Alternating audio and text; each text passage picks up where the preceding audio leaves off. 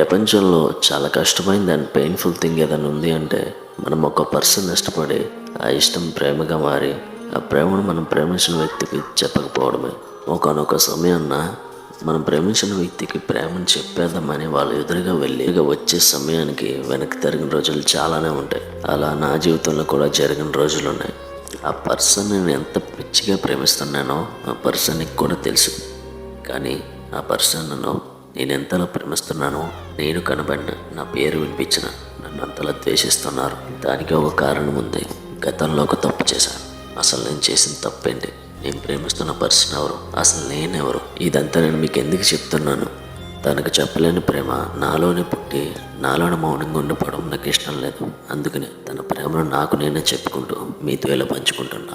ఇది మీరు చేసే ఫాలో కోసమో, షేర్స్ కోసమో, అని మీరు చేసే లైక్స్ కోసమో కాదు. అలాగే చాలా మందికి ఈ పరిస్థితి ఉంది. అందరిలాగే నాది కూడా ఒక అన్టోల్డ్ స్టోరీ కింద ఉండకూడదని మీతో ఇలా పంచుకుంటున్నా. ఇప్పటి నుంచి ప్రతిరోజు ఒక వీడియో నా నుంచి మీకు వస్తుంది. నేను చేసే ఆ 90 సెకండ్ల వీడియోలో ఏదో ఒక వీడియో తన కళ్ళ ముందుకు వెళ్తుంది, తన చెవులకు వినిపిస్తుంది. కేవలం తను ఒక 10 సెకండ్లైనా సరే ఈ వీడియో చూస్తుందని ఆశిస్తున్నా.